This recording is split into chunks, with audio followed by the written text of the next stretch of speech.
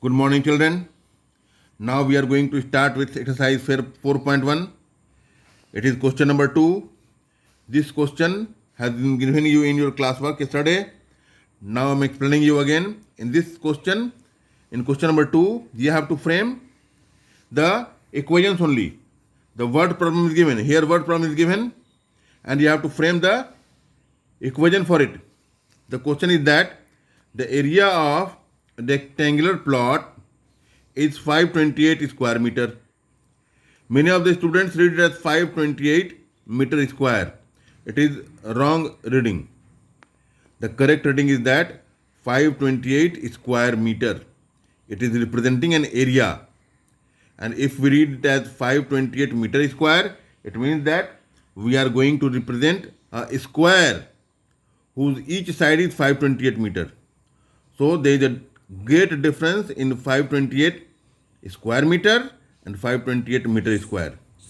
So there is a rectangle plot given to us whose area is 528 square meter.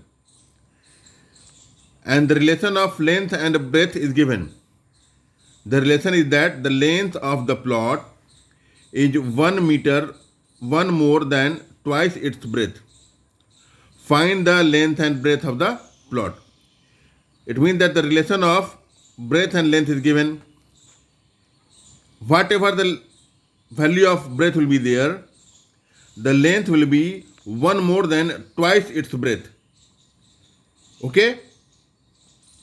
Suppose that breadth is 5 meter, then what will the length in this case? The length in this case will be 11, because 11 is 1 more than twice of 5. 5 multiplied to 2 will give you 10, and then 1 added in it will give you 11. So in this way we have assumed our length and breadth. We have assumed breadth of the plot as x meter and length then will become 2x plus 1 meter. Since length is 1 more than twice of breadth, since breadth is x meter, so the length will be 2x plus 1. It is 1 more than twice of x. Now, area of rectangle, we know the formula is equals to what? Length into breadth. Area of rectangle is given to us 528 and length is given to us 2x plus 1, which we have assumed over here. And then comes breadth. Here x when multiplied to 2x becomes 2x square. X multiplied to 1 becomes x. And we have taken this 528 and this 2x square plus x on one side. So this 528 when taken in this side becomes minus 528. So our equation exists in this way, that 2x square plus x minus 528 is equals to 0. It is our equations of the given statement. So in this question number 2, you have to simply frame the equation, nothing else. Now see another question. The second question is that the product of two consecutive positive integers is 306. Find the integers. Consecutive, that continuous integers. 3, 4, 4, 5, 7, 8, minus 3, minus 4. These are the consecutive positive integers. Now we have assumed ourselves the consecutive positive integers are x and x plus 1. So whatever the integers we will take, we will add 1 in the next one, that integer, to get its consecutive integer. And in the question given that product of two consecutive positive integers. So product of two consecutive positive integers are x into x plus 1 is equal to 306. Now we will multiply it. This x will become x square.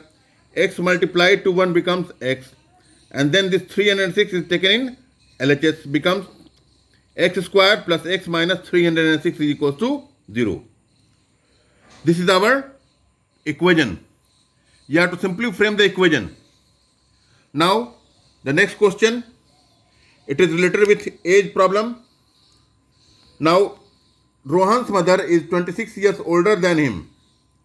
The product of their ages in 3 years from now is 360. Find Rohan's present age.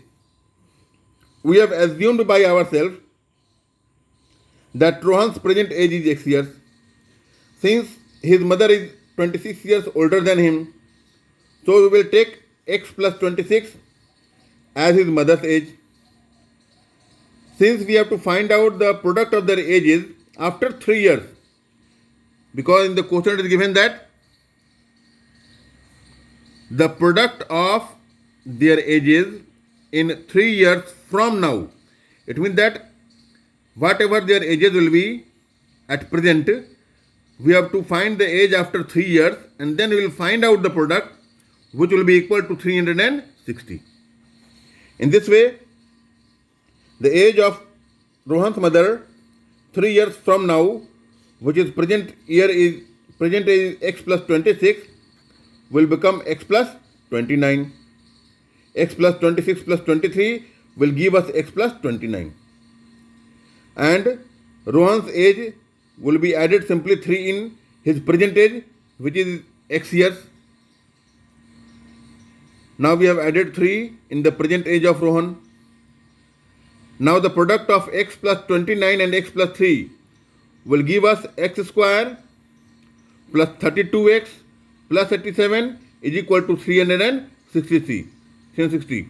Now we will solve it to get the equation.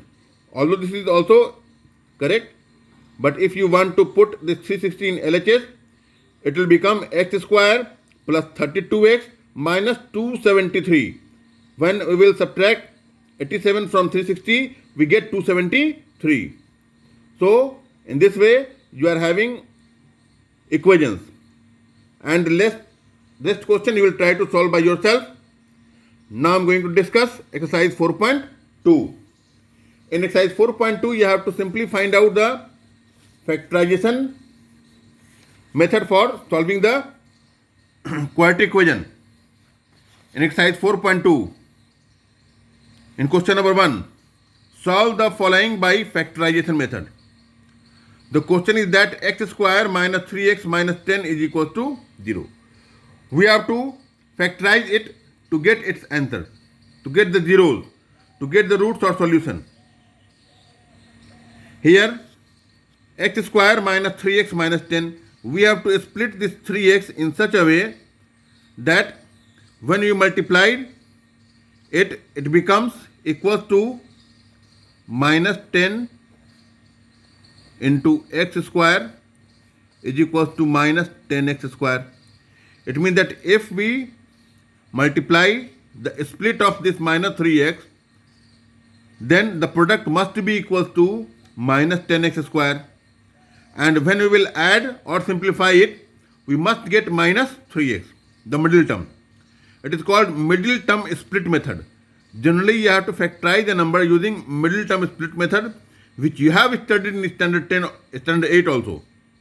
Because in standard 8 and 9, it has been explained to you how to split the middle term to factorize the given polynomial. Here, it is in the form of degree 2, and we have to factorize it using middle term split method. Now we have split this minus 3x in the form of minus 5x plus 2x. If you multiply minus 5x to plus 2x, then minus 5 plus 2 becomes minus, and x become x into x becomes x square, and minus 5 into plus 2 become minus 10. So what do we get? We want minus 10x square, which gives minus 5x into plus 2x. Minus 5x and plus 2x when multiplied together will become minus 10x square. And here minus 5x plus 2x when simplify, it will give us minus 3x. Now the next step is to find out the common in the first two term and the last two term.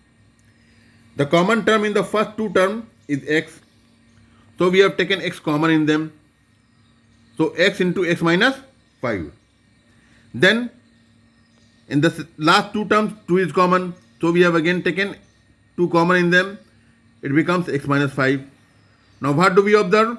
That x minus 5 is the common factor for both the term. We are having 2 terms over here. This is one term and this is second term. In these 2 terms, we are having x minus 5 as common term. So we have taken out x minus 5 as a common factor. Now what is left in the first term? The first term left with x and the second term left with plus 2. So we have put it in another bracket by taking x minus 5 common in them. So we are having 2 factors, x minus 5 and x plus 2. And now they have become single term. Always remember that the term which are in the form of product, don't separate the given term, given expressions. Here we are having 4 terms, 1, 2, 3, 4, because they are being divided by plus or minus sign. Here it has been converted into 2 terms only. These 2 are in the product form. And here we are having single term. But out of these terms, we are having 2 factors, which is dividing this equation, x square minus 3x plus x square minus 3x minus 10 is equal to 0. Now, from these factors, we will equate each term with 0 because x minus 5 is equal to 0 and x plus 2 is equal to 0. We will equate it with 0 to get the value of x. When x minus 5 is equal to 0, equated with it, we get x is equal to 5. And then when x plus 2 is equated with 0, we get x is equal to minus 2. So in this way, you have to solve the questions of exercise 4.2 and then using factorization method by splitting of middle term, you will solve it. This question we will discuss in my next class.